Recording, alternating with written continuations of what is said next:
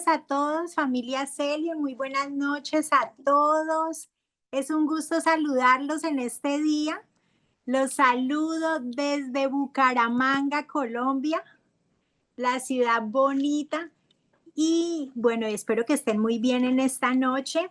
Vamos a empezar con esta gran conferencia. Gracias por estar aquí. Les doy esta bienvenida a la Conferencia Internacional de Salud de Celion. Una compañía que está transformando vidas, una compañía que fusiona salud, tecnología y comunidad. Y bueno, si ustedes están acá es porque recibieron esta invitación. Si ustedes están acá es porque ya están transformando vidas, llevando este mensaje de bienestar a muchas familias. Y bueno, y me alegra que estén aquí porque hoy es un día muy, pero muy importante. Un día en que es necesario que si ustedes no están viendo a sus familiares conectados, a sus amigos conectados, a sus conocidos, tienen que enviar ya este link importantísimo porque vamos a tratar un tema de envergadura internacional. ¿Por qué? Porque es un tema que es la obesidad, que es una enfermedad crónica que está a nivel mundial en crecimiento y que no solo se trata de un tema estético, se trata de un tema que está afectando la salud mundial y que vale la pena que ustedes promuevan este Zoom y lleven este mensaje a muchas familias. Así que vamos a mandar esos mensajes porque hoy tenemos una persona muy importante en este Zoom, que no es nada menos que el doctor Raúl Ábalos. Déjenme presentarlos. El doctor Raúl Ábalos es director médico de Celion, es nutriólogo por la Universidad Internacional de Cambridge en el Reino Unido, doctor honoris causa por la Universidad Iberoamericana de Ciencias y Desarrollo Humano, presidente de la Fundación Mexicana para la Nutrición, un experto en el tema nos va a hablar, director general del Colegio Nacional de Terapia Nutricional, con posgrado en genética médica por la Universidad de Valencia, España, posgrado en medicina natural por la Universidad Médica Carlos Finlay de Cuba, posgrado de medicina natural por la Escuela Superior de Medicina Natural en Venezuela, asesor médico de la Cámara de Diputados para diferentes legislaturas, miembro honorario del Colegio Mexicano de Células Madre y Medicina Regenerativa, profesor y docente posgrado de Medicina Natural y otras medicinas complementarias, y participante frecuente en diversos congresos médicos y medicina regenerativa. Estamos hablando de un especialista en este tema, que nos va a tratar de esta enfermedad crónica que afecta a millones de personas en todo el mundo. Está un problema que está afectando y que está trayendo otras enfermedades como la diabetes, hipertensión, enfermedades cardíacas, y muchas veces avanza en silencio. Muchas veces ustedes escuchan cómo las personas tratan de combatir la obesidad y que no lo pueden combatir por ellos mismos. No han encontrado una solución. Bueno, les cuento que el doctor Raúl Ábalos, especialista en todos los temas de nutrición, nos va a decir cómo lo podemos combatir con la tecnología, con todos estos productos avanzados de nutracéutica que trae Celion para nosotros.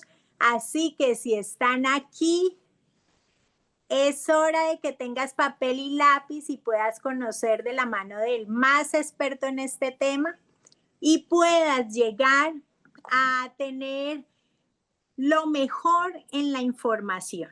Así que todos los que estén ahí conectados van a avanzar en esta conferencia. Si tienen preguntas, los invito a dejarlos en el chat, que al final de esta conferencia tendremos un espacio corto, pero una retroalimentación espectacular con el doctor Raúl, que nos va a contestar esas preguntas que ustedes tienen en vivo y al final de este Zoom. Así que por favor, conéctense, mente, corazón, a este Zoom, porque va a ser increíble y de verdad que para mí es un honor presentar al doctor Raúl Ábalos. He tenido la oportunidad de compartir con él en diferentes eventos de Celión. Y bueno, y doctor, a mí me gustaría que antes de hablarnos, el equipo de producción nos ponga el videíto del doctor Raúl Ábalos para que las personas lo puedan conocer aún más. El doctor. Doctor, por favor, vamos a poner entonces con el equipo de producción. Doctor Raúl Ábalos, director médico de Celión y pionero en innovación nutracéutica. Nutriólogo con múltiples posgrados en genética y medicina natural. Es referente en salud integrativa y asesor médico en espacios académicos, legislativos y científicos. Experience 360, Wellness, Tech and Growth. Bueno, muchísimas gracias por estar aquí. Bienvenidos a esta conferencia internacional de salud. Y por favor, con el número 7 recibamos al gran doctor Raúl Ábalos, nuestro experto en esta noche. Muchísimas gracias, muchísimas gracias. Muy agradecido por esta difusiva entrada. Muchísimas gracias. Bueno, pues bienvenidos sean todos ustedes. Como ustedes saben, todos los martes tenemos una plática que tiene que ver sobre los aspectos de salud. Bueno, pues en esta ocasión a mí me toca platicar con ustedes acerca de un tema bastante complejo como para poderlo tocar en un sola hora, sobre todo cuando estamos hablando también de la propuesta de soluciones. Sin embargo, voy a tratar de hacerlo lo más compacto posible. Me voy a ir un poquito rápido. Si quedan algunos aspectos flojos, bueno, pues ya los iremos reforzando mediante todo. Bueno, antes que nada, y antes para poder empezar este tema tan complejo que es la obesidad, bueno, pues déjenme ponerles esta diapositiva que es muy importante. Esta diapositiva es precisamente el recorte que estoy poniendo de una este, publicación. Déjenme ponerme a ver si tengo por aquí aquí está ya, el puntero láser.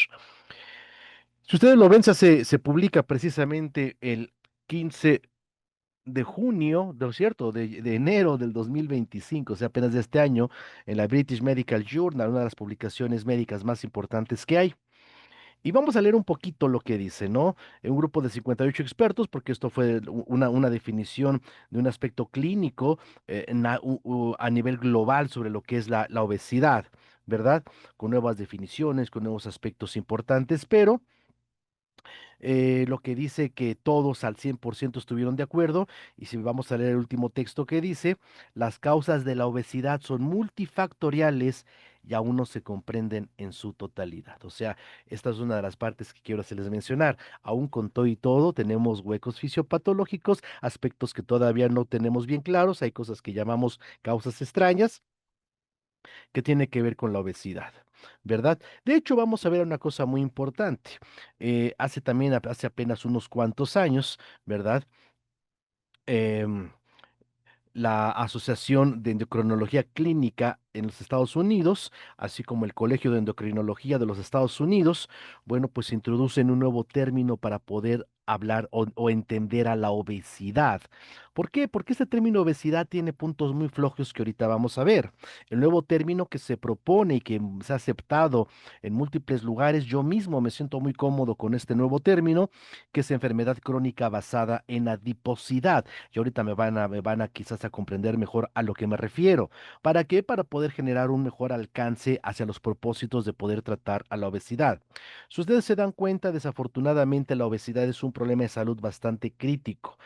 Y no solamente, como bien se dijo, que en el aspecto estético, sino en el aspecto metabólico y funcional. vamos a ver que los daños celulares que se dan en la obesidad son los mismos daños que se están produciendo en otras patologías crónico-degenerativas, sobre todo en aquellas enfermedades que nosotros llamamos metabólicas, como es la diabetes, las cardiovasculares, algunas autoinmunes, etcétera, ¿no?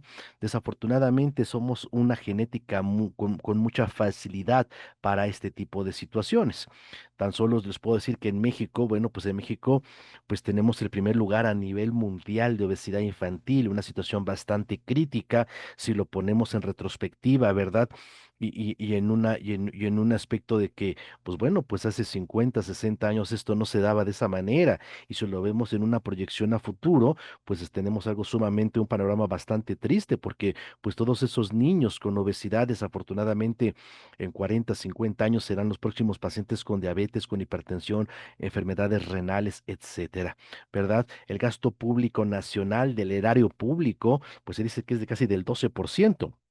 Entonces estamos hablando de una situación bastante complicada, ¿verdad? Y el problema de la obesidad es que desafortunadamente en todo este tiempo que se ha tratado como tal, como una enfermedad, ¿verdad?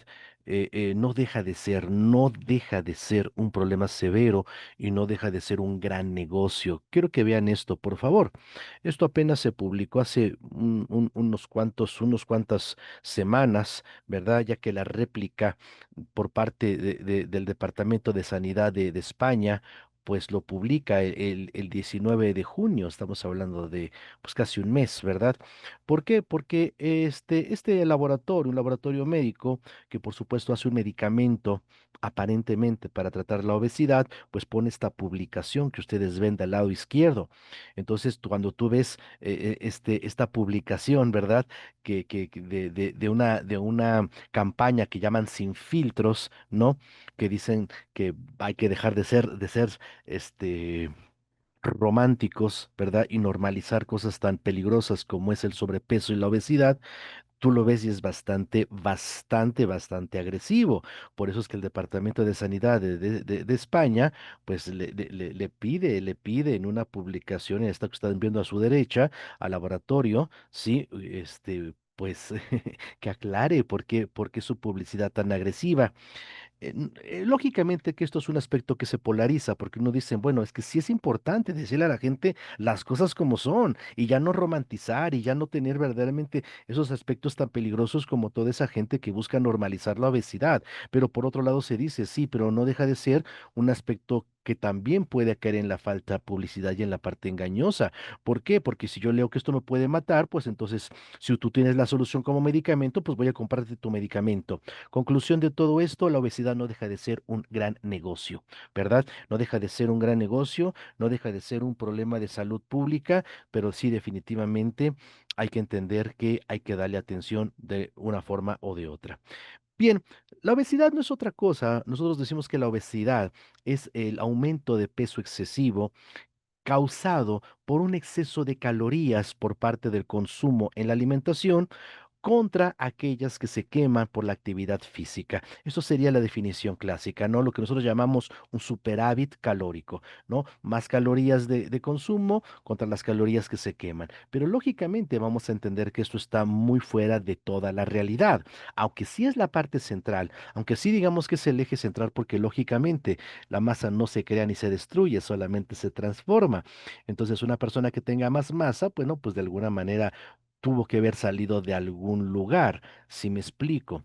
Lo que sí es importante es entender que las alteraciones y por supuesto la generación, la creación de tejido adiposo en el cuerpo, si bien es cierto que tiene este patrón como parte central, hay muchos aspectos en el contexto que se siguen estudiando y que lógicamente, repito, hay inclusive cosas que llamamos causas extrañas, como los problemas del sueño, como los aspectos de los microplásticos hoy en día, con ciertas alteraciones endocrinas, con ciertas alteraciones lógicamente que siguen en estudio y que lógicamente hacen que el problema no sea algo tan fácil de solucionar, porque entendámoslo de una buena vez.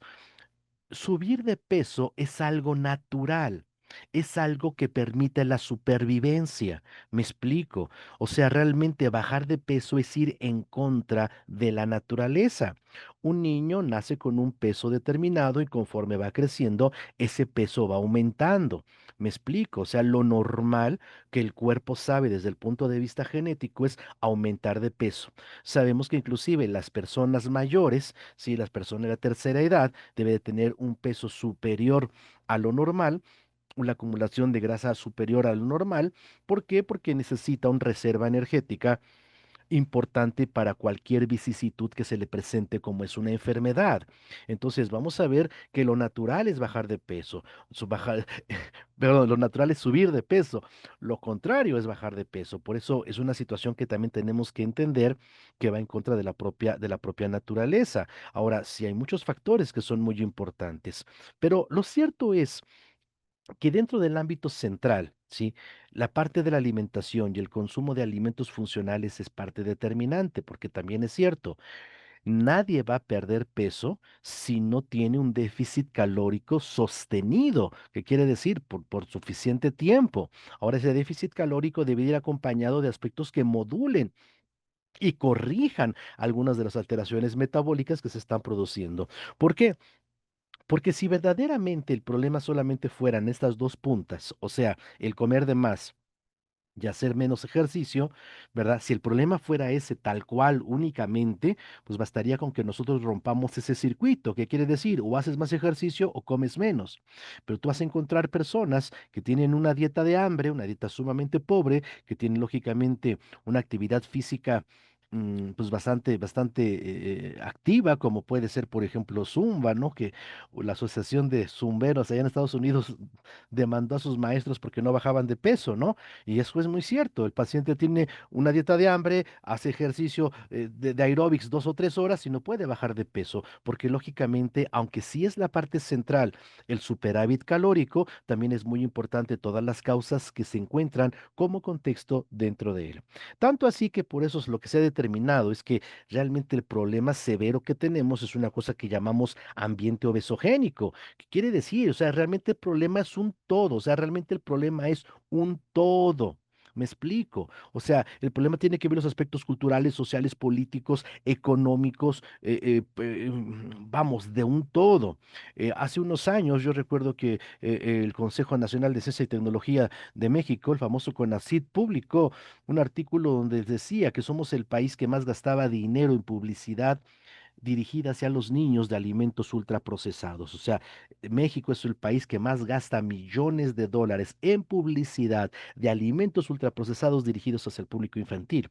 Lógicamente que esto, pues es una cosa terrible. Ahora, ¿qué ha hecho el gobierno? ¿Qué han hecho las políticas públicas para poder cambiar eso? Pues no han hecho verdaderamente mucho. ¿Por qué? Porque restringir el consumo de ciertos alimentos por su cantidad no es suficiente. O sea, si un pastelito de 100 gramos ahora lo hacen de 50, eso, pues la gente lo sigue comiendo. O sea, no deja de comer el pastelito, lo sigue comiendo. Y si ahora se lo venden a la mitad de tamaño, pues simple y tan sencillo como que ahora compra dos. O sea, ese es el problema. El problema es que si verdaderamente se quiere acabar con un problema tan severo como es la obesidad, hay que hacer y hay que seguir verdaderamente a quien solo lo ha hecho. Recordemos que el único país que ha vencido al 100% a la obesidad es Dinamarca. Pero ¿cuándo Dinamarca pudo vencer esto? Cuando todas sus políticas públicas se dirigieron a ese espacio. Quiere decir que en Dinamarca no vas a encontrar refrescos de sabor. En Dinamarca no vas a encontrar refrescos como Coca-Cola, no vas a encontrar oferta de alimentos ultraprocesados. Cuando se acabe ese principio, entonces tendremos una sociedad de salud tan comprometida, tan exitosa como es en Dinamarca. Pero esto también depende de algo muy importante, las creencias y sobre todo los aspectos que nos mueven desde el punto de vista psicológico. ¿Por qué? Porque la parte hedonista, o sea, la parte de satisfacer un placer, sobre todo el placer del sabor, pues cuesta mucho trabajo. Porque yo digo una cosa que es muy importante.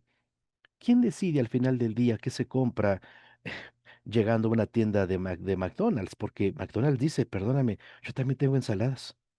O sea, sí es cierto, sí, yo vendo hamburguesas que pueden ser alimentos no tan saludables, pero yo también tengo la oferta de ensaladas, ¿verdad? tú llegas y pides lo que tú quieres.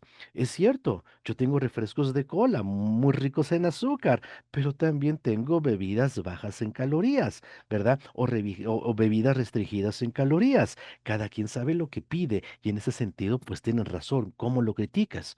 ¿Verdad? Entonces el aspecto también es de orden cultural. Ese es un aspecto muy importante. En la Fundación Mexicana para la Nutrición tenemos un programa que se llama Educación para la Salud, donde vamos a las escuelas a sensibilizar a los padres de familia sobre los aspectos más importantes para el desarrollo de la salud. ¿Y sabes cuál es el problema? Que la gente no va. Ese es un problema muy severo, la gente no va. Y no va porque la gente dice, ay, me van a dar una plática de nutrición, yo ya me lo sé, ya me la sé. Ese es el problema. Ese es el problema que dice la gente. El problema que desafortunadamente cuando llegamos nosotros a la plática le decimos a la gente, es que yo no vengo a decirte que comas frutas y verduras, porque eso tú ya lo sabes, ¿o no? O sea, o no sabes que hay que comer frutas y verduras para tener salud. Yo no te vengo a decir que no comas alimentos ultraprocesados, porque eso tú ya lo sabes. Ya sabes que hay alimentos que son muy peligrosos para la salud. Y siempre pregunto, yo siempre pregunto, ¿estás consciente? A ver, quiero que me digas si estás consciente, si estás convencido que verdaderamente hay alimentos que pueden perjudicar a la salud. Y la gente me dice que sí. Y le digo, bueno, de esa gama que puede ser infinita, dime dos. Y la gente me dice, papas y refresco. Y yo digo, ¿y cuándo fue la última vez que lo probaste? Me dice, pues yo aquí traigo mi coquita, ¿no? Entonces digo, entonces, pues no que lo sabías. Entonces el problema no es la información, el problema es la falta de un compromiso en salud, que esa es la parte diferente. Y eso es lo que nosotros buscamos tocar en vida aquí precisamente a la población a través del programa. Por eso es tan importante. ¿De acuerdo? Entonces es cierto, y muy varios factores, no los niego, no los negamos, son varios los factores, pero vamos a ver que desde el principio es un problema complejo, es un problema bastante complejo. ¿Por qué? Porque lógicamente desde los años 40, cuando empieza a estructurarse esta situación, aquí mismo se decía que la parte más importante de la obesidad era un problema de orden endógeno, que quiere decir que era provocado por problemas y alteraciones, por ejemplo, endocrinas, problemas tiroideos, cuando no es cierto. Y sabemos que el 98% de los problemas de obesidad son problemas que tienen que ver con el medio ambiente, me explico, con la parte exógena, con las decisiones que tomamos, ¿verdad? Ahora, el problema viene desde ese principio de la clasificación, me explico. ¿Por qué? Porque nosotros llamamos obesidad al aumento del peso corporal por encima del 20% del peso normal. Entonces, esta es una situación un tanto compleja. ¿Por qué? Bueno, vamos a ponerlo.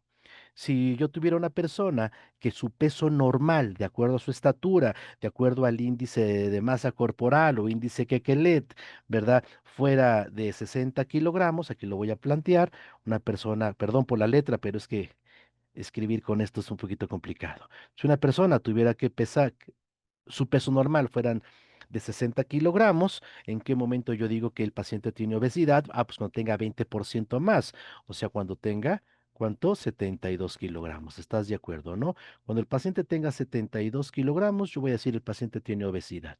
O sea que si tiene 71, todavía no. O sea que si tiene 70, todavía no. O sea, hay que entender que el daño a nivel celular ya está dado quizás desde hace mucho, pero entonces yo tomo acción, ¿verdad? Hasta que llega un punto el cual yo he marcado como punto de partida para poderle llamar obesidad. Ese es el problema. Ahora, el problema más importante es que hablar de peso es hablar precisamente de todo lo que el cuerpo tiene contenido. Es que ese es el punto, ¿verdad? O sea, cuando yo hablo de peso, estoy hablando de que mi peso corporal me refiere a la cantidad de agua, ¿verdad? A la cantidad de grasa y a la cantidad de músculo. Este es mi peso. Ahora la pregunta es, ¿en dónde mi peso está pasado? ¿Verdad? Porque esa es una de las partes más importantes que nosotros también tenemos que tomar en consideración. Dejé ver dónde dejé. Ay, ¿dónde se quedó mi? Ay, Dios mío. Permítanme. Aquí estoy. Ya ya se borró todo. Qué bueno. Entonces vamos a ver que esas unas, no es cierto, no se ha borrado.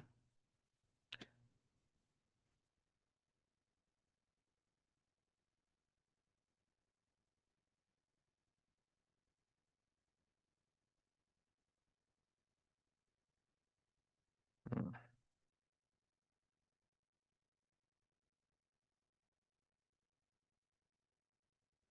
Qué barbaridad, no encuentro el lápiz para poder borrar.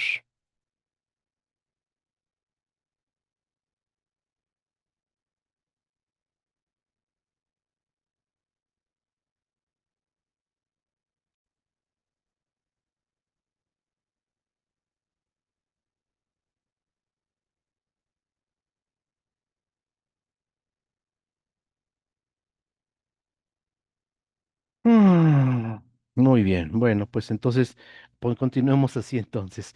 Muy bien, entonces les decía, el problema es desde los conceptos, ¿no? Cuando este concepto se produce, entonces decimos, mira, ¿qué crees? El punto importante es que la obesidad, tenemos dos tipos de obesidades, obesidad androide, antros quiere decir varón, quiere decir masculino, y ginecoide, que es ginao, que quiere decir mujer, quiere decir femenino. Entonces tenemos una obesidad de masculinos y una obesidad de femeninos. Y eso es una cosa completamente absurda. Decimos, mira, la obesidad androide es una obesidad, ¿sí? Donde el vientre es el que crece.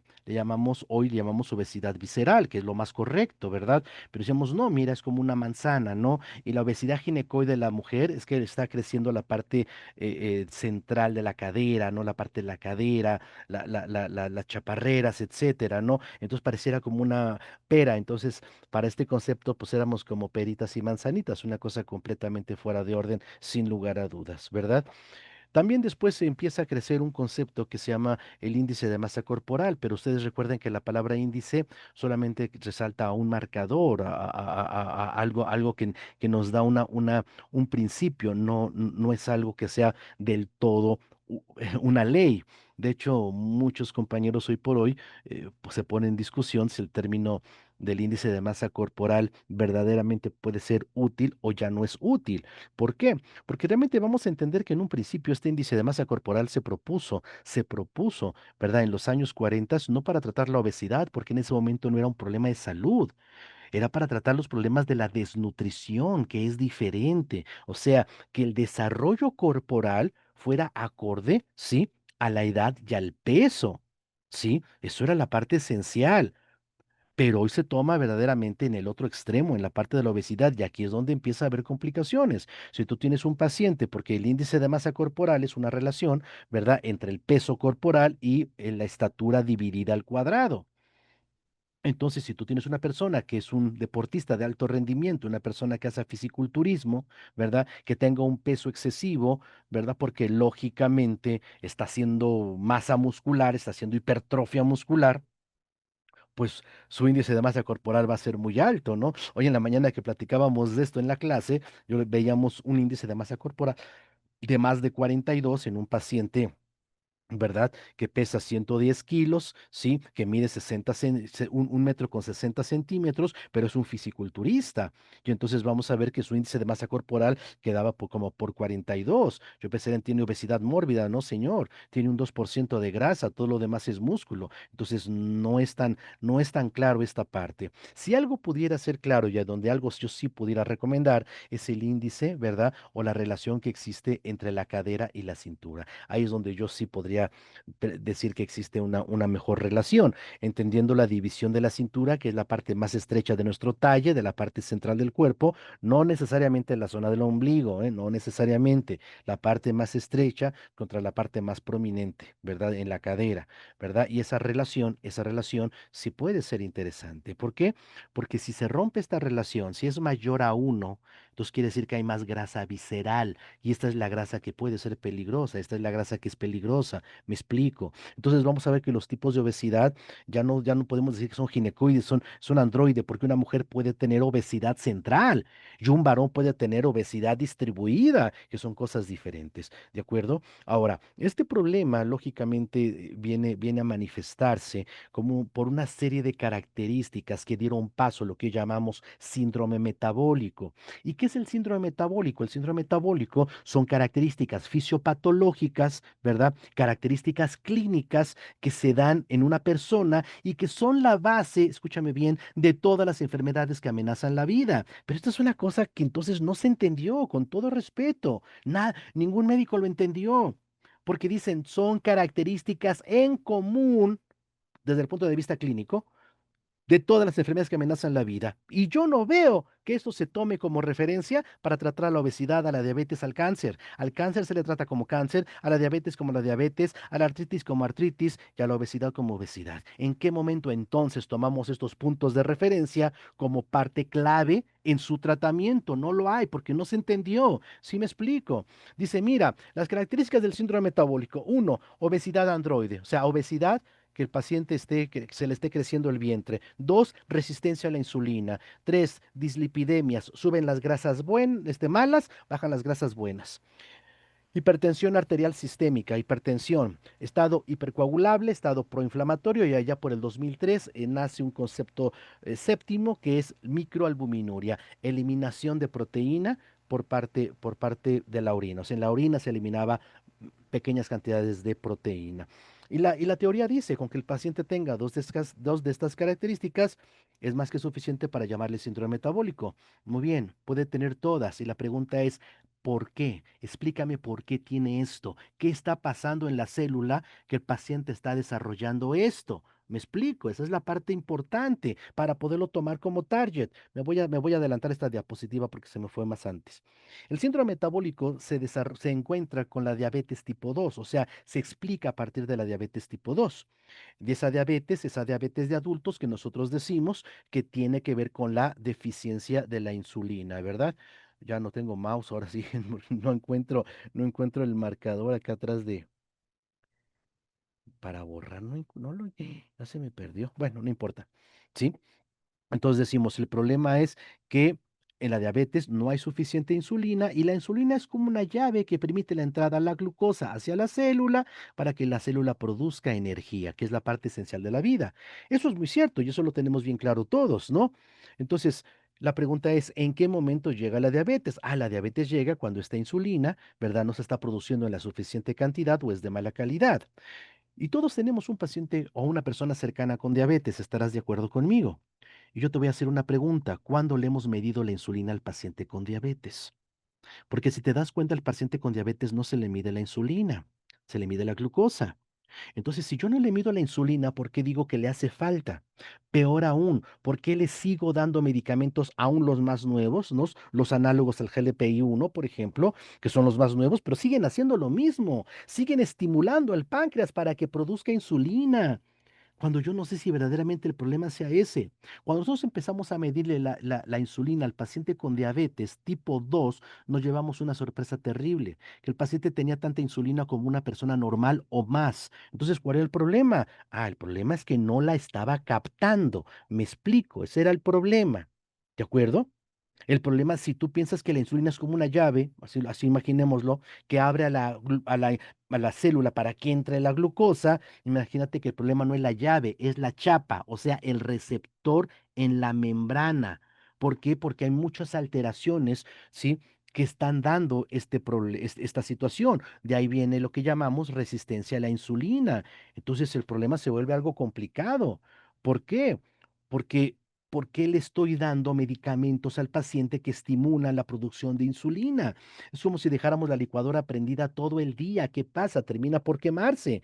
Por eso tú vas a ver que paciente con diabetes tipo 2 no insulino dependiente, a los 6, 7, 8 años, pues la pastilla ya no le hace, claro, porque ahora sí de verdad ya se agotó la reserva funcional de la célula, ¿sí? Y ya no está produciendo insulina. Cuando el problema no es la insulina, el problema es que se capte, que se utilice de manera adecuada. Ese es el problema. Pero repito, esto no se entendió. O sea, yo les se los digo a mis alumnos médicos. A ver, explícame por qué sucede el síndrome metabólico. No te lo entienden, no te lo van a entender. No fue sino ya bien entrados en este nuevo siglo, ¿verdad? Que empezamos a hablar de un aspecto muy importante, que era la disfunción mitocondrial. Nosotros sabemos que la parte central de la vida es la energía. Si no hay energía, no hay vida. Vida es energía, energía es vida. ¿Dónde se produce la energía celular? En la mitocondria o en las mitocondrias. Quiere decir que si la mitocondria no está produciendo suficiente energía, pues entonces va a haber cosas en el cuerpo que no funcionen adecuadamente. Imagínate una planta de luz a la que están conectados un montón de aparatos eléctricos y ese generador de electricidad está empezando a fallar. Ah, pues entonces el refrigerador, el estéreo, todo empieza a fallar, ¿me explico? Eso es lo que llamamos disfunción mitocondrial. La disfunción mitocondrial precisamente es alteraciones funcionales a consecuencia de la deficiente producción de energía. ¿De acuerdo? Hasta ahí vamos bien. A mí lo que me llamó poderosamente la atención fueron cuando estudiamos las causas de la disfunción mitocondrial. ¿Por qué? Porque cuando yo estudio las causas de la disfunción mitocondrial, me doy cuenta de algo muy interesante, ¿verdad? Porque yo ya venía trabajando con eso desde hace más de 30 años, ¿no?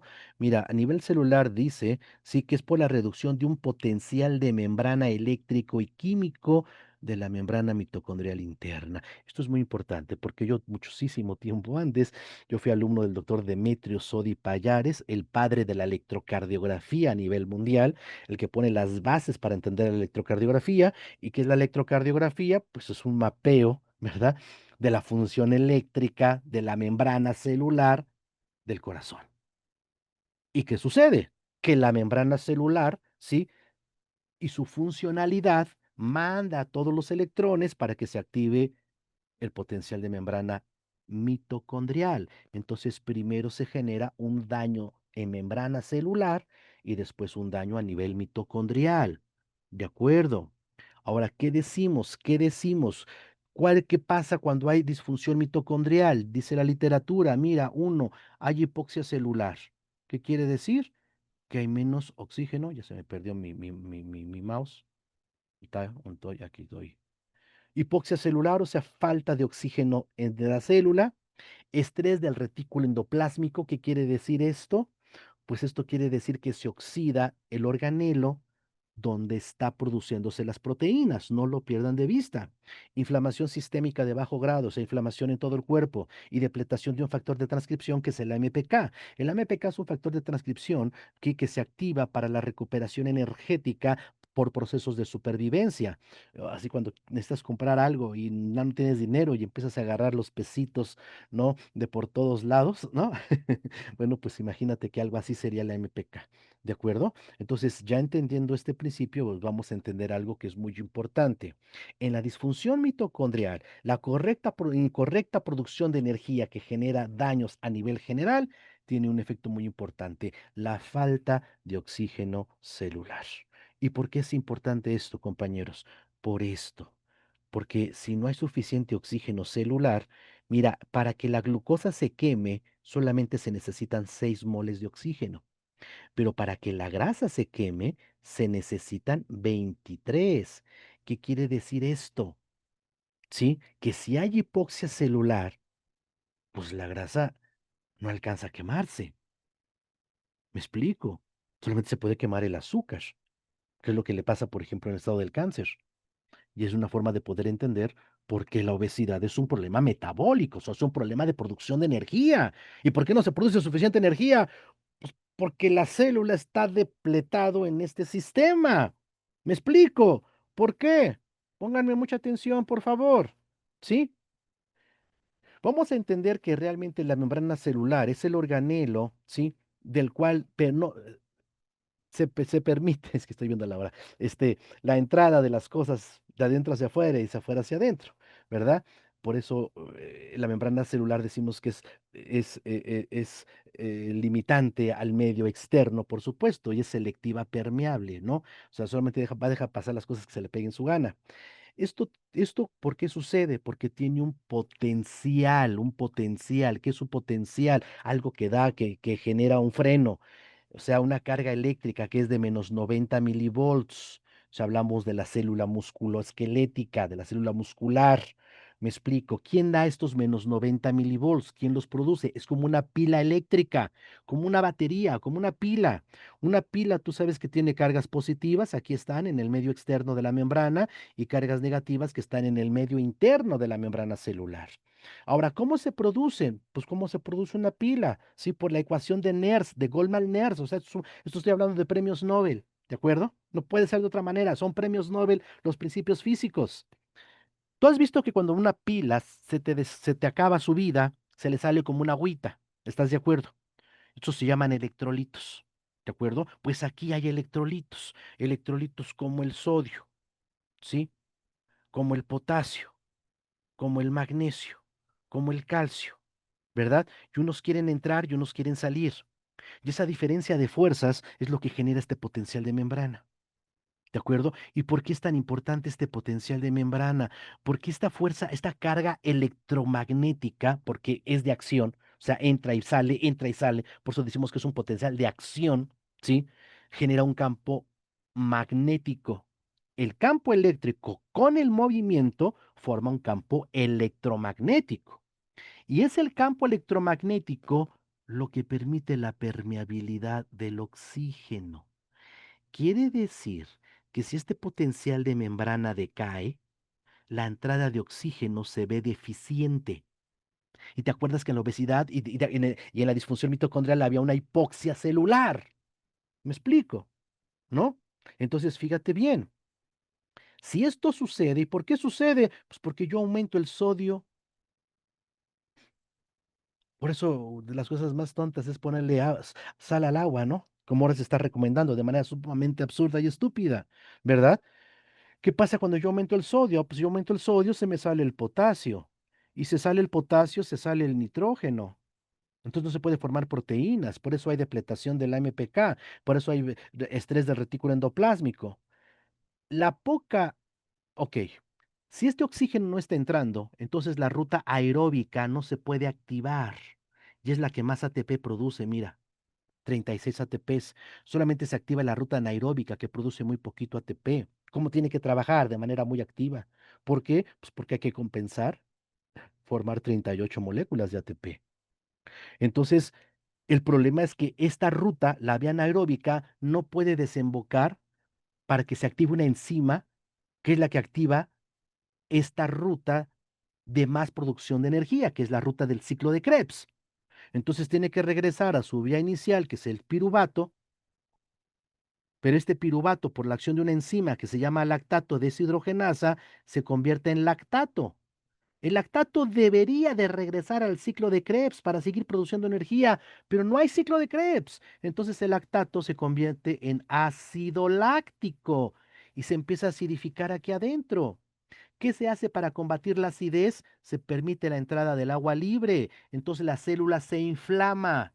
Por eso hay inflamación crónica de bajo grado. ¿Me explico? Ahora, ¿cuál es el problema? El problema es que el poquito oxígeno que entra, reacciona con esta agua libre. Y si tú reaccionas agua libre, o sea, H2O, lo pones a reaccionar con oxígeno, produces peróxido de hidrógeno y un anión superóxido, que son agentes oxidantes, son radicales libres que oxidan la membrana celular por la parte interna, que son ácidos grasos poliinsaturados. Eso se llama estrés oxidativo. Por eso vamos a ver que empieza a haber una cantidad impresionante de disfunción. Yo dije, entra el sodio y también se sale la proteína. Por eso el paciente con enfermedad metabólica se empieza a quedar en los huesitos. Por eso hoy vemos un término que se está utilizando mucho, obesidad sarcopénica. Sí, o sea, el paciente pierde músculo, pero está ganando grasa. ¿Por qué? Pues porque no puede ocupar la grasa por la falta de oxígeno.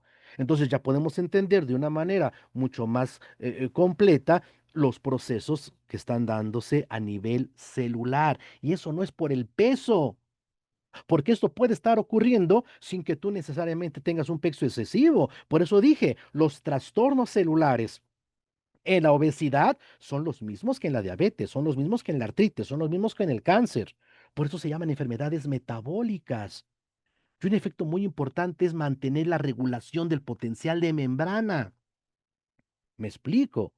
Por eso ahora ya me entienden mejor, porque es una enfermedad crónica basada en adiposidad y no hablar de obesidad, que es hablar de peso, porque perder peso es lo más fácil del mundo. Es lo más fácil del mundo perder peso. Yo le digo a mi paciente, bueno, digo a mis pacientes, lo digo en conferencias de broma. Yo tengo un tratamiento en mi consultorio donde el paciente pierde hasta 17 kilos en 40 minutos y no lo recupera jamás. ¿Cuál es? Le corto una pierna al paciente. ¿Pierde 17 kilos o no? ¿Y lo recupera algún día? Jamás. ¿Verdad? Eso, perder peso es simplemente que la báscula se mueva. Pero la báscula se mueve hacia dónde? Eliminando grasa, agua o músculo. Me explico, por eso es tan importante revisarlo. Ahora, el problema es que es cierto. Hay aspectos que también alteran la función metabólica, como es el exceso de azúcar. Y somos una generación donde el consumo de azúcar es impresionante, ¿verdad? Lo voy a ir un poquito más rápido, ¿eh? Porque creo que hice muchas diapositivas para esto. Este, entonces, fíjense bien, realmente el consumo de azúcar en años anteriores era mínimo. O sea, realmente el consumo de azúcar fue a partir de 1900. Ese es el grave problema. Ahora, el grave problema no es que comamos cosas negativas. El problema es que también lo hacemos en grandes cantidades. Ese es el punto. Mire usted, la bolsa de palomitas en el cine hace 40 años era una bolsa chiquita. Ahora es una cubeta y la gente se lo acaba. Ese es el problema. El problema es que tenemos una dieta muy alta en carbohidratos, muy alta en grasas trans, una baja ingesta de fibra, un exceso de sodio, ¿verdad? Que es la base central de todas estas enfermedades que amenazan la vida. ¿Sí? Obesidad, o sea, enfermedad crónica basada en adiposidad, diabetes, hipertensión, etcétera. Ahora, el exceso de grasa daña también la membrana celular y los receptores y los mecanismos de señalización que tiene. De ahí que también es una de las causas de la resistencia a la insulina. ¿De acuerdo? Bueno, hay otros factores. Ya lo dije, hay muchos otros factores. Contaminantes ambientales, problemas como el sueño, sí, los microplásticos hoy están en tela de juicio. O sea, sí es verdad, aunque lógicamente hay que entenderlo desde muchas ópticas, porque también existe el concepto que hoy se está empezando a discutir, ¿no? Sobre el obeso metabólicamente sano. O sea, el paciente que tiene, sí, un sobrepeso, que tiene un volumen graso extra, ¿verdad? Pero ¿qué crees? Sus niveles de lípidos y de glucosa son normales. Wow, qué interesante, ¿no? Hay mucho que estudiar todavía, hay mucho que estudiar. Nosotros queremos que sí, efectivamente decimos, hay que generar un plan de alimentación que tenga una restricción calórica sostenible, sin lugar a dudas, ¿verdad? Si no hay restricción calórica, si no hay actividad física de por medio que active genes que permitan la entrada del oxígeno hacia la célula, porque eso es lo que va a hacer el ejercicio, permite una mayor entrada de oxígeno a la célula, porque el ejercicio repolariza la membrana celular. ¿Me explico? Y entonces nosotros vamos a activar esos mecanismos fisiológicos, ¿sí? Con la dieta, con el ejercicio y dando estímulos a través de sustancias que potencialmente sabemos pueden actuar en ello. Es el caso de Muno-T. Muno-T vamos a ver que tiene varios elementos que son muy importantes. Uno de los que más me gusta es el diente de león. ¿Por qué? Porque el diente de león es una planta de principios amargos que estimula el flujo de la bilis, mejora el metabolismo de las grasas, es un buen aperitivo, ¿verdad? O sea, mejora los procesos de la digestión. Vamos a ver que precisamente el diente de león o Traxacon officinalis, como se conoce, ha demostrado una gran eficacia, por ejemplo, para combatir el hígado graso, que es una de las primeras consecuencias que se tienen por la disfunción mitocondrial. ¿De acuerdo? Aquí vemos precisamente otro estudio donde podemos ver, donde podemos visualizar. Se me perdió mi mouse, aquí está, ¿sí? Como el diente de león tiene propiedades antiinflamatorias, ¿sí? Y que se han visto en patologías renales y hepáticas, lo cual nos hace entender cómo puede mejorar, ¿sí? La acumulación de grasa infiltrada en estos lugares. ¿De acuerdo? Vemos aquí la enfermedad de hígado graso no alcohólico, potenciales efectos de los betaglucanos en su tratamiento. ¿Por qué le pongo esta literatura? Porque recuerden ustedes que también Muno-T es muy rica en hongos chinos. Y estos hongos chinos tienen principios activos que se llaman así, betaglucanos, que tienen actividad poderosa sobre nuestro cuerpo, pero uno de ellos es que mejoran y protegen la infiltración grasa. ¿De acuerdo? Tenemos el jengibre, que también tiene efectos sumamente digestivos, es altamente antiinflamatorio y se sabe que es una buena alternativa también para mejorar aspectos de como la inflamación por múltiples razones, entre ellos porque mejora la digestión, el tránsito intestinal, ese eupeptídico, mejora el metabolismo hepático, que es uno de los aspectos más importantes que nosotros tenemos que analizar. Y por supuesto, el cardo mariano, que es una de las cosas más útiles para mí. ¿Verdad? En diversos blogs, en diversos medios de difusión, ¿verdad? Serios, pues se habla precisamente de sus grandes beneficios porque tiene un principio activo llamado silimarina, que se sabe tiene una actividad muy importante a nivel hepática, sobre todo en la infiltración de células grasas, sobre todo en el metabolismo graso. ¿sí? Entonces, si a eso le aunamos una buena polarización, una dieta, ¿verdad? Baja en azúcares, baja en sal, muy baja en sal, muy rica en potasio, bueno, pues entonces vamos a tener efectos mucho más positivos para esto. ¿De acuerdo? Tenemos Neurocel, que es una bebida que tiene un enfoque muy interesante, mucho, muy interesante, ¿verdad? Pero en el caso de la obesidad va a tener efectos muy importantes su consumo. Vean ustedes, por ejemplo, la espirulina. La espirulina es uno de los alimentos más completos que hay sobre la Tierra y se ha demostrado que tiene un efecto hipolipemiante, o sea, mejora el metabolismo hepático, los niveles de colesterol, ¿sí? Y por supuesto es un poderoso antioxidante. ¿De acuerdo? Aquí vemos precisamente artículos que nos van a hablar sobre consumo, tratamiento de espirulina en aspectos de la obesidad. Qué cosas tan importantes, ¿no? Entonces, tenemos algo que es muy interesante de analizar. Nuestras formulaciones son formulaciones basadas en ciencia, basadas lógicamente en principios científicos, ¿no? También el cacao. Vean ustedes cómo este ensayo clínico, que son estudios de alta jerarquía científica, controlado contra placebo, demostró los efectos del consumo de cacao en pacientes con resistencia a la insulina. Nosotros vimos que la resistencia a la insulina, una de las causas importantes en el síndrome metabólico que incluye a la obesidad, por supuesto, ¿no? Es un estudio allá en Colombia, ¿no? Para los amigos colombianos que lo vean allá, ¿no? Hay otro trabajo aquí en México sobre los beneficios del consumo de cacao en obesidad con buenos resultados, lo cual nos habla y nos dice que precisamente el cacao y sus fitoquímicos protectores son altamente termogénicos. Esto es una situación muy importante a entender, ¿no? Ahora, también el producto es rico en aminoácidos de cadena enramada, isoleucina, leucina, valina. Y los aminoácidos de cadena enramada, ¿verdad? Regulan la secreción de la insulina y de su contraparte, que es el glucagón. Tiene un efecto muy importante sobre el peso corporal y la composición corporal. Por eso es tan importante incluirlos dentro de la formulación, ¿verdad? Isoleucina, leucina, valina, los aminoácidos de cadena enramada. Ahora vámonos con Celio Power. Celio Power, bueno, pues vamos a ver que es un producto mucho, muy interesante. Pues son más de 40 compuestos bioactivos, ¿no? Así es que yo traté de escoger las cosas que podían ser más significativas. Por ejemplo, la microbiota. La regulación de la microbiota intestinal, y es que recuerden que tiene 10.000 millones de unidades formadoras de colonias de bacterias probióticas y 3,5 gramos de prebióticos, que es el alimento de estas bacterias. Me explico. Bueno, pues la microbiota intestinal, una buena regulación de bacterias intestinales tiene una estrecha relación en múltiples procesos, entre ellos la inflamación crónica sistémica en nuestro cuerpo, en todo el cuerpo. Y por otro lado, ¿verdad? Se ha encontrado una estrecha relación entre mantener una correcta y sana microbiota con la obesidad. Qué cosa tan interesante, ¿no? Pero este producto también es rico en betaglucanos, ¿no? Y vemos que los betaglucanos tienen efectos muy importantes frente a los efectos de la obesidad, sobre todo porque son elementos que generan dos aspectos. Uno, termogénesis y dos, desinflama. Y recuerden que el problema es la inflamación. ¿Sí? Lo mismo sucede con el resveratrol. Ese fitoquímico tan importante, este polifenol tan importante, ha demostrado ser muy útil contra hígado graso, la infiltración grasa en pacientes no alcohólicos, por supuesto, que es la parte que a nosotros nos interesa más. El producto tiene vinagre de manzana y se ha demostrado que el vinagre de manzana puede reducir peso y niveles de glucosa en sangre. Por eso también es sumamente útil porque tiene muchas funciones, pero entre ellas la regulación intestinal, que es la principal vía.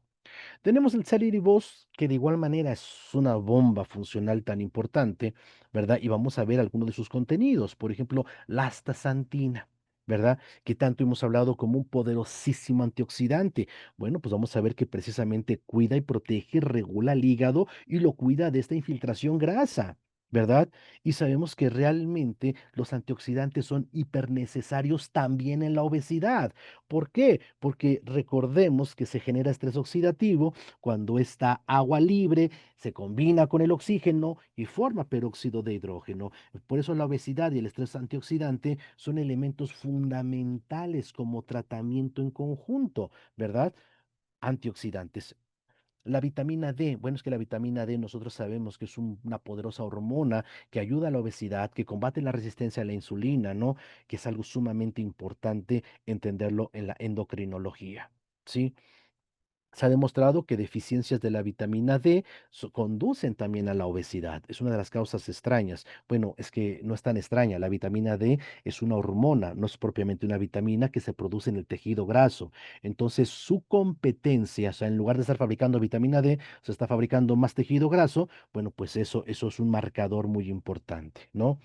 Em, Vean ustedes, esto es un estudio con el café verde. ¿Por qué? Pues porque tiene café verde. Entonces hay un estudio donde demostró bajo control cómo el consumo de café verde y betaglucanos tienen efecto muy importantes para bajar de peso, ¿no? Aquí vemos otro de efecto del consumo de té verde, ¿sí? Y el peso en la composición corporal. Esto fue un metaanálisis, o sea, son estudios de alta jerarquía, revisión de varios estudios. Entonces, vamos a ver que si ustedes lo analizan, tenemos por eso nuestras formulaciones son sumamente completas. Aquí vemos el guaraná, que es otro de los ingredientes importantes que tiene el producto, que se sabemos es rico en café, bueno, no rico en café, en cafeína, mejor dicho, y que la cafeína tiene muchos efectos importantes, desde los diuréticos, sí, hasta termogénicos, y que pueden ser muy importantes para prevenir y tratar la obesidad.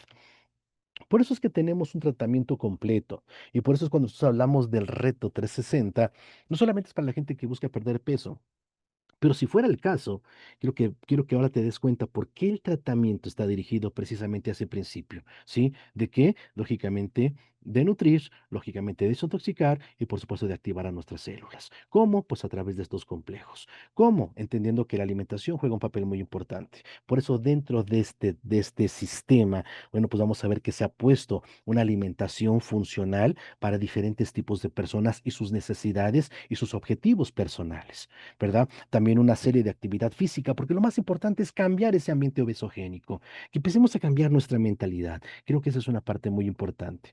Ayer hablábamos en el llamado a la acción, que los voy a invitar para que recuerden que todos los lunes 7 de la noche, hora de la Ciudad de México, cada quien revisará sus horarios. Bueno, pues tenemos un llamado a la acción, algo muy interesante, mucho, muy interesante, ¿verdad? Donde ahorita estamos viendo los hábitos, ¿de acuerdo? Entonces, no los dejen de acompañarnos, ¿sí? Es muy bonito porque peloteamos el asunto, ¿no? Peloteamos el asunto. Muy bien, pues. Fueron pinceladas, yo lo sé, son pinceladas, pero también es muy importante entender que necesitamos, pues aprender más cosas, ¿no? Definitivamente. Este es un aspecto que, que nos debemos un poquito a tratar más. Doctor, muchísimas gracias por esta extraordinaria conferencia, doctor. De verdad que aprendimos desde lo más profundo y de esta enfermedad que es compleja y no lo sabíamos porque va más allá de lo que solamente vemos externamente y vemos cómo todo viene a funcionar desde la célula y de verdad que estamos muy contentos por esos fundamentos que usted nos da, doctor, de ver cómo nuestros productos de Celion que estamos promoviendo con tanto amor, pues pueden ayudar a tantas personas en esta enfermedad tan compleja. Doctor, quiero que aprovechar pues su presencia unos minuticos para contestar unas preguntas que me hicieron por aquí. ¿Qué impacto tiene la obesidad en la salud mental? Mucha, mucha. De hecho, sabemos que precisamente uno de los problemas es que es capaz de modificar ciertos aspectos que tienen que ver con la percepción de la realidad. Por eso es que se ha encontrado una estrecha relación entre las enfermedades de la conducta alimentaria, los trastornos de la conducta alimentaria, como es la anorexia y la bulimia, sobre todo en los casos de la bulimia, donde el paciente modifica su realidad, o sea, está viendo cosas diferentes de la realidad. Aquí tenemos otra pregunta, doctor. ¿Por qué a veces es tan difícil mantener el peso perdido? Bien, por varias razones. Por eso esas son las causas extrañas. Esas son las causas extrañas, ¿verdad? Yo quisiera contestar algo que es muy importante que me hicieron y prometí hacerlo, si me lo permiten, Claro, doctor. porque me comentaban acerca de algunos de nuestros productos, ¿verdad? Que aunque son ricos en proteína, pero contienen azúcar. Es que nosotros como empresa tenemos que declarar, tenemos que hacer una declaración nutrimental. Y nosotros no trabajamos con cosas aisladas, trabajamos con alimentos funcionales. Me explico. Y los alimentos funcionales pues tienen azúcar. Ahora, no estamos hablando que ese azúcar haga daño. ¿Por qué? Porque yo estoy hablando del azúcar que se toma como forma excesiva. Me explico, como el azúcar simple que se consume en forma excesiva. Me explico, no el azúcar contenido de los alimentos, porque con un alimento tenemos que evaluarlo no por sus componentes, sino por toda su matriz alimentaria. Me explico, esa es una cosa muy importante. Segundo, yo no sé por qué la gente puede pensar que tomar azúcar en condiciones saludables junto con proteína podría hacerle daño. De ninguna manera, podríamos pensar esa situación. Entonces, lo cierto son la evidencia. La evidencia es que la gente que está tomando el producto está ganando masa muscular. Hay un día que nos platique nuestro querido Capi, ¿verdad? Cómo le fue cuando cambió precisamente los productos en su rendimiento físico y en su composición corporal, ¿de acuerdo? Entonces son aspectos que tenemos que hablarlo con más claridad, pero si alguien tiene una duda en particular, pónganse en contacto y con todo gusto apoyamos, claro que sí. Doctor, muchísimas gracias. Aquí otras dos preguntitas, doctor. ¿Es verdad que hay personas que no pueden bajar de peso por problemas hormonales? Sí, sí, definitivamente. Problemas tiroideos, cuesta más trabajo bajar de peso. No es de que no se pueda, pero hay que dar una estrategia diferente. Y acá hay otra que me la han repetido dos veces. ¿Se pueden tomar todos los productos a la vez? Sí, de hecho, lo que yo recomiendo, porque cada producto hará su parte en forma activa y en forma sinérgica entre todos para lograr nuestros objetivos. Y por aquí otra muy cotidiana. ¿Comer de noche engorda más? Sí, se ha demostrado que sí. Lo ideal es dejar de comer antes de las 8 de la noche, sería lo ideal. Sí se ha demostrado que sí, es verdad. El timing es U- muy importante. Última, doctor. ¿Cuál es el error más común que cometemos al querer bajar de peso? Pesarse, es la báscula. El peso es, ya lo dijimos, evaluar composición corporal. Si tú tienes oportunidad de evaluar composición corporal, va a ser mucho mejor que Doc- solamente estés viendo Doctor, cómo se mueve muchas la báscula.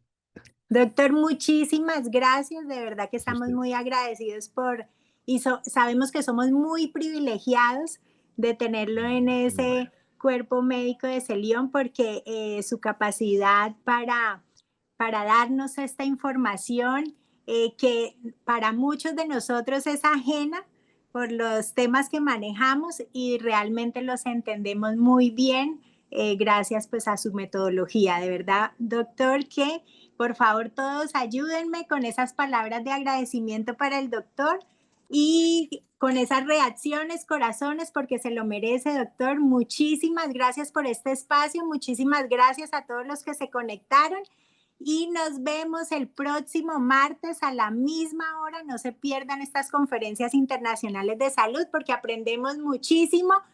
Bueno, los dejo, Diana Melón, President Team de Celión. Un abrazo y doctor, muchísimas gracias. Saludos hasta México desde Colombia.